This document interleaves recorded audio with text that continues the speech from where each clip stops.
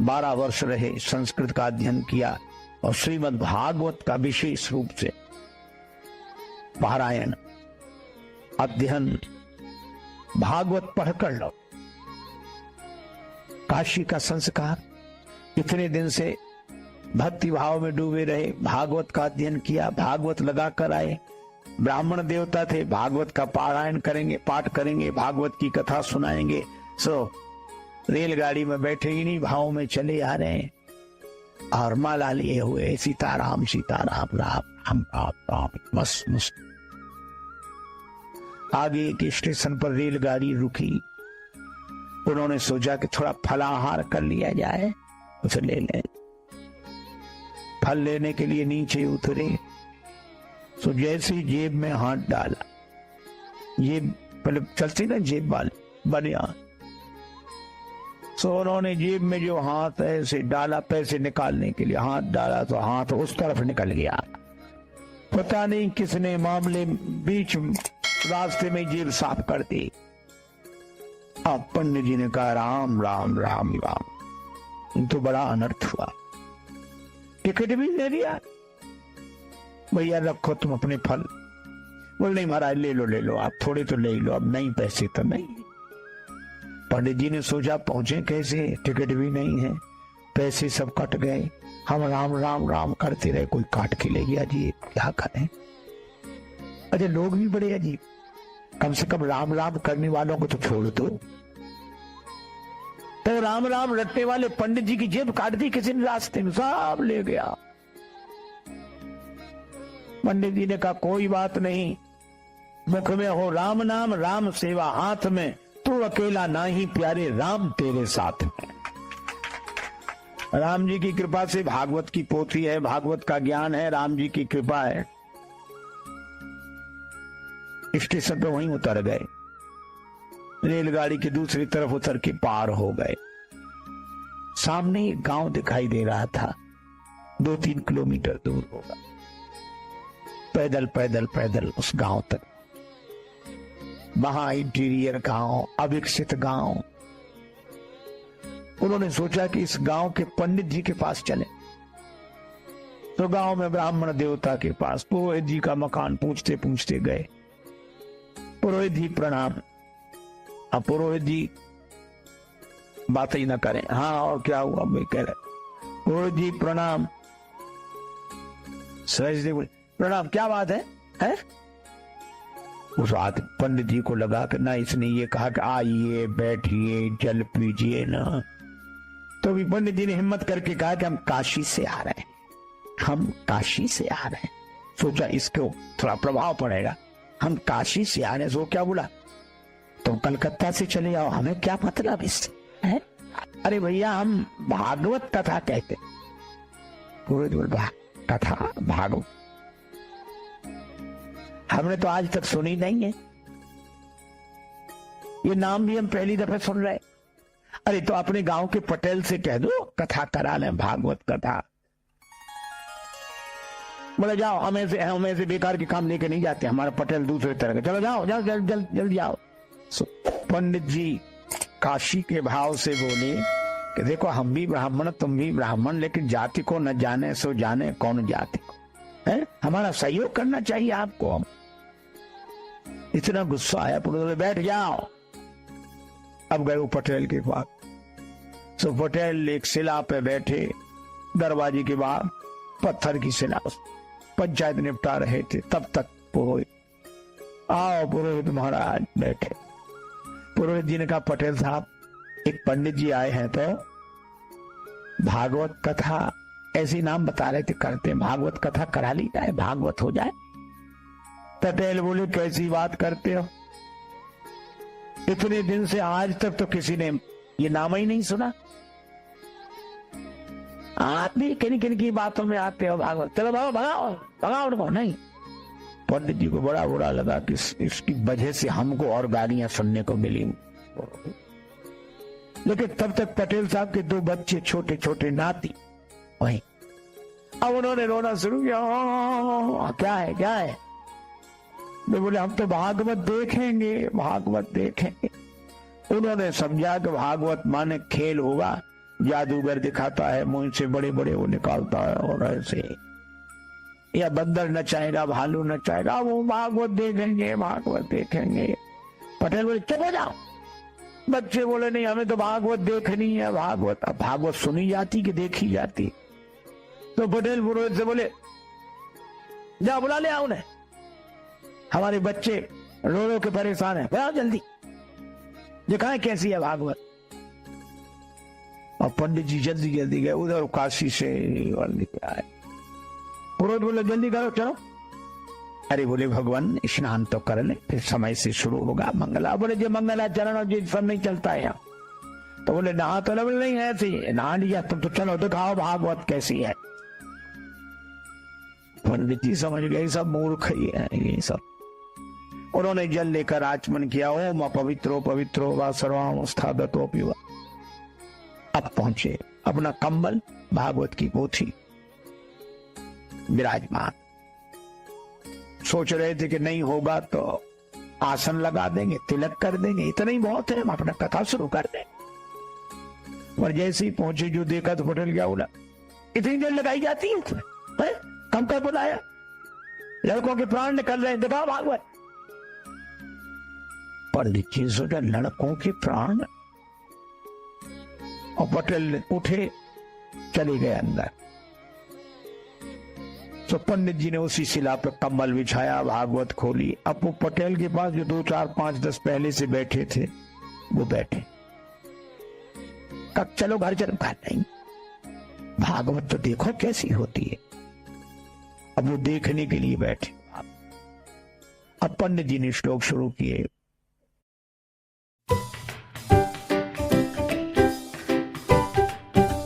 Learn to invest with Okta.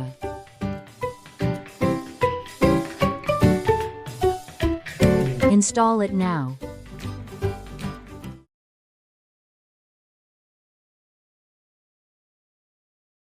कर्ज मुक्ति का आशीर्वाद देने वाले हैं उज्जैन के ऋण मुक्तेश्वर महादेव, जिनकी कृपा से राजा हरिश्चंद्र भी कर्ज मुक्त हो गए थे। आज भी भक्तों के स्वाभिमान की हमेशा लाज रखने वाले ऋण मुक्तेश्वर महादेव मंदिर पर चढ़ावा चढ़ाने दूर दूर से लोग आते हैं। आप भी कर्ज मुक्ति के लिए यहाँ उनकी प्रिय वस्तुएं जरूर चढ़ाएं, जैसे पीले फूल, पीली दाल, पीला कपड़ा और पीला चंदन। मान्यता है कि जो कोई व्यक्ति पूरे श्रद्धा भाव से ऋण मुक्तेश्वर महादेव को चढ़ावा चढ़ाता है वह बहुत जल्दी कर्ज मुक्त हो जाता है। आपको चढ़ावा अर्पित करने के लिए उज्जैन जाने की जरूरत नहीं है। वामा ऐप की चढ़ावा सेवाओं के द्वारा आप घर बैठे अपने नाम और गोत्र से महादेव को चढ़ावा चढ़ाकर उनका आशीर्वाद पा सकते हैं। तो देर न करें, जल्दी बुक करें अपना चढ़ावा वामा ऐप के साथ। इस चढ़ावा सेवा का लाभ अब तक लाखों भक्त उठा चुके हैं और ऋण मुक्तेश्वर महादेव जी का दिव्य आशीर्वाद पा चुके हैं। चढ़ावे के लिए लिमिटेड स्लॉट बचे हैं, इसलिए जल्दी अपने नाम और गोत्र से चढ़ावा बुक करें।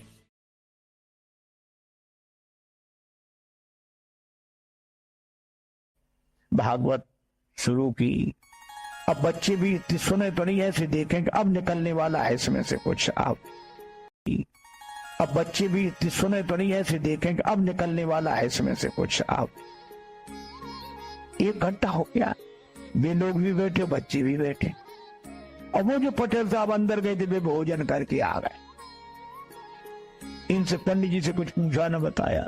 पंडित जी का जो भगवान की इच्छा। अब संयोग की बात, पटेल साहब उसी शिला पर सोते थे, पत्थर की शिला पर, यहां पंडित जी कथा कर रहे। तो आए, इधर उधर देखा, तो पंडित जी की जांग पे सिर रख के सो गए। और जब सिर रख के सोए, सोने में कोई गड़बड़ी नहीं, पर सोने के बाद जो उनका जो शुरू हुआ। अब पंडित जी बड़े परेशान, इधर भागवत, इधर इतना बड़ा सिर, पहलवान आदमी, जांग फटी जाए।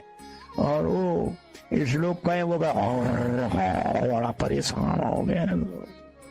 और फिर पंडित जी ने सोचा यही तो मुख्य स्रोत है, यही कुछ लेता लेता फिर ये तो हो कर रहा है। और इधर जांग पर ये वजन, तो पंडित जी ने हटाया। प्रसाद भागवत हो रही है, सुन लीजिए, जीवन का फल है, पुण्य का फल है। ऐसे हिलाया। अच्छा, कोई लोगों को सोने में कोई जगाते तो बड़ी आफत होती है, उसको कोई जगाते ही नहीं था। गांव भर का प्रमुख जो हिलाया डुलाया, अब वो जगा, लाल आंखें किए और बड़े क्रोध। पंडित जी की तरफ देखा, पंडित जी बोले पटेल साहब जाने भागवत सुन लीजिए, भागवत बड़ी अच्छी भागवत तुमने। जो इतना कहा सो पटेल ने तो तमाचा दिया पंडित जी को बड़ा बुरा लगा कि देख कार है, अब चाहे मिले जुले कुछ नहीं, जाए जो कुछ होए। तो पंडित जी ने चद्दर फेंका, या ओठ लगाए तो आप ही लगा, एक उन्होंने दिया पटेल में। अब दोनों गुत्थम गुत्था। तो जितने लोग वहां बैठे थे वो उनको अलग न करें, क्या बोले, हाँ भैया दूर हो जाओ, भागवत शुरू हुई। अब हुई भागवत शुरू। अब बच्चे भी दूर खड़े खड़े, हाँ हाँ। अच्छा, कोई अलग भी ना करें उन्हें के एक तरफ करें, बोले छूना नहीं कोई भागवत को, बिना नहाए हो कोरी हो जाओगे अगर छूट गया तो। महाराज कोई ना छुड़ावे। और वो गत्थम बत्थम पंडित जी होने के थे, गांव में अनाज रखने के लिए गड्ढा सा बनाया जाता है, खोड़िया बोलते हैं उसको, खाली पड़ी थी। सो दोनों लुढ़कते फुड़कते उसी में गिरे। अब पंडित जी तो बिना खाए पिए और तैयार। सो पटेल को पटका नीचे छाती पे चढ़ बैठे और उसका गर्दन लगा, तना तन तना तन तना तन। पटेल पर पूरा क्रोध। अब लोग ऐसे देखें, बोलो परमेश्वरी भागवत सुनना तो दूर, हमसे तो देखी भी नहीं जा रही। एक बोला अभी पंडित जी के शरीर में भागवत भरी है, पटेल पर चढ़ी भागवत, अब सब ऐसे हाथ जोड़ अलग हो जाए।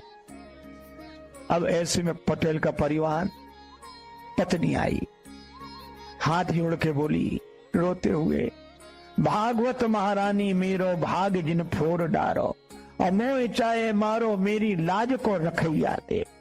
हे भागवत मैया, तुम्हें प्राण लेना है तो चाहे हमें मार डालो, पर हमारे पति को छोड़ दो। बहन बोली, थापे मुख तेरो माता देख मुख मेरो आज, भैया दे छोड़ बड़ी भैंस और भैया ले, हमारी भैंस गाय सब ले जाओ, भैया को छोड़ दो। पुत्र भी कह रहा था दादा को छोड़ दो। पंडित जी समझ गए कि सब मूर्ख हैं यहाँ ये। तो पंडित जी क्या बोले, एक भरी ओंकार हूं, अब घबराए लोग, क्या बात। कहने लगे भागवत जिस पे चढ़ बैठती वो बचता नहीं। तो ये बच्चे कहते, बोले बचे ना विनीत जा पे आने लगे फेरी मेरी, और जाके प्राण चाहो तो 500 रुपया दो। और जो पंडित जी ने 500 कहा, भागे परिवार वाले, कौन गिनता है ऐसे में। 1000 रुपए हो गए भी 500 के। इतनी बड़ी पोटली बनाई, ऊपर से पटकी। सो पंडित जी ने बोले 2 और दिए पटेल के, और बोले अब हुंकारी हूं करने लगे, सीढ़ी लगा, सीढ़ी डालो। अब सीढ़ी कौन लगा, सब भाग गए। और भागते हुए क्या कहें, बोले पटेल तो बड़े आदमी थे, सुनने बैठ गए। किसी गरीब गुरबा पे भागवत चल बैठी तो वो तो किसी तरह निपट ही नहीं सकेगा। अब सीढ़ी कौन डाले, सब लोग अपने अपने घरों में, पर 2-4 लोग थे, बोले हम। वे सीढ़ी लेकर ऐसे गए, ऐसे, और ऊपर से ही सीढ़ी ऐसे छोड़ दिया, भाग कर पेड़ों पे छतों। पंडित जी बाहर निकले और भागवत लपेट के दूर तक गए। गांव वालों ने निकाला, बोले भागवत दूर तक निकली पर अभी खेलती जा रही है। पटेल को निकाला, लेकिन लोगों ने कहा अरे पटेल, ये खून उन निकला, ठीक हो जाएगा, घाव आव सब ठीक हो जाएंगे।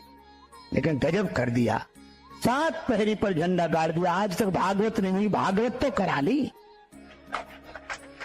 पटेल बोला हमारा क्या, आप सब 4 पंचों की महिमा है जो इस अधम शरीर से भागवत हो गई। बोलो। एक ग्वालिनी दूध दही बेचने के लिए वृंदावन में आती है। और दही दूध बेचकर फिर यमुना जी पार करके अपने गांव में चली जाती। एक दिन उसका दही दूध जल्दी बिक गया। उसने सोचा अभी से गांव में जाकर क्या करूंगी, जरा वृंदावन में घूम कर देखूं। श्रीधाम वृंदावन में घूमने लगी। एक जगह श्रीमद् भागवत की